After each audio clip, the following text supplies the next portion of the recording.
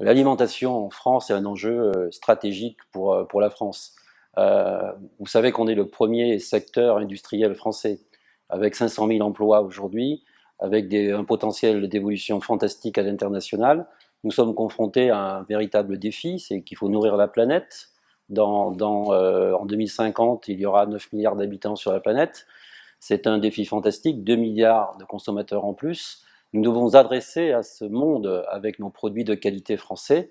Et donc, il était important qu'à l'occasion d'un think tank, on se pose et on réfléchisse à ces grands enjeux. Et qu'on se pose des questions aussi sur la France. Comment réconcilier l'alimentation avec le consommateur en France? Comment lui faire comprendre ce fantastique potentiel d'évolution pour faire connaître nos savoir-faire, nos produits de terroir, nos régions dans le monde entier? Et comment ne pas se laisser déborder par une concurrence internationale, une compétition qui est très, très forte aujourd'hui. Donc il faut cesser d'opposer les différentes agricultures, cesser d'opposer les différents métiers agroalimentaires, les circuits courts, les circuits longs, le petit consommateur, le petit producteur, face au consommateur, le circuit long avec l'industriel qui vend ses produits et ses marques. Nous faisons des produits de qualité en France, il faut le revendiquer.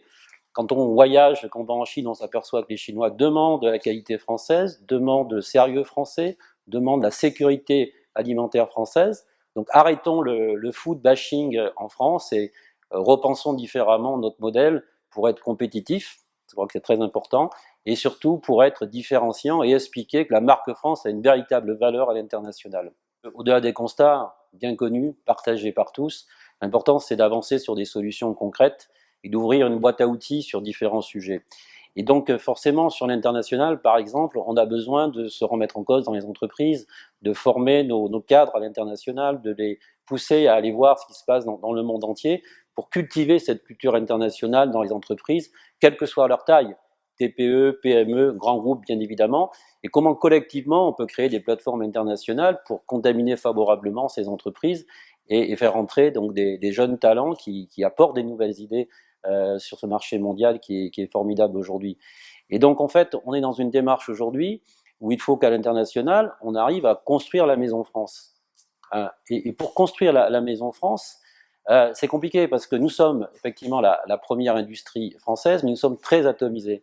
Donc d'où l'importance d'avoir un ministre de l'agroalimentaire qui fédère, qui catalyse, qui est le porte-parole de toutes ces PME, TPE, et qui soit le catalyseur, il faut le dire, de ce projet international. Donc nous souhaitons vraiment qu'il y ait un ministre agroalimentaire.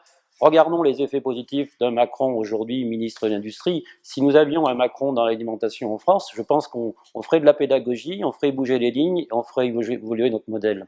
Sur la partie innovation, on peut démontrer aux Français et démontrer aux agriculteurs qu'on peut produire plus et mieux. Ça veut dire quoi? Ça veut dire qu'on est en capacité d'augmenter les rendements, la productivité dans nos campagnes, dans nos exploitations agricoles, et en même temps prendre en compte l'environnement, prendre en compte la dimension sociétale. On parle beaucoup d'RSE aujourd'hui, donc on s'inscrit pleinement dans cette logique-là. Et pourquoi pouvons-nous le faire? Tout simplement parce que l'innovation, les nouvelles technologies peuvent apporter une nouvelle agriculture qui est l'agriculture de précision. Donc il faut que les agriculteurs se mobilisent sur cette démarche. Investir dans les nouvelles technologies, il faut les aider. La robotique appliquée à l'agriculture, c'est pas un mythe, c'est une réalité aujourd'hui. Donc nous avons émis l'idée d'un crédit impôt recherche appliqué à un chef d'entreprise qui est maintenant un agriculteur. Ensuite, il y a un enjeu très important aujourd'hui, c'est que nous avons un talent en France, c'est de détruire la valeur ajoutée de nos filières.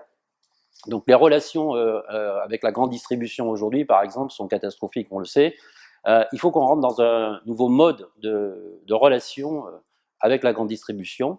Donc nous devons nous organiser pour peut-être arrêter ces négociations annuelles qui sont terribles, où on n'arrête pas de négocier sur des prix ou sur des virgules, nous projeter sur une innovation plutôt de contrats à longue durée, pluriannuels, pour stabiliser, donner une visibilité aux entreprises pour qu'elles puissent investir. Donc il faut que la grande distribution prenne conscience de cette volonté de moyen long terme dans une démarche de contrat longue durée. Autre point aujourd'hui, c'est de savoir comment on peut travailler mieux l'image de l'alimentation en France.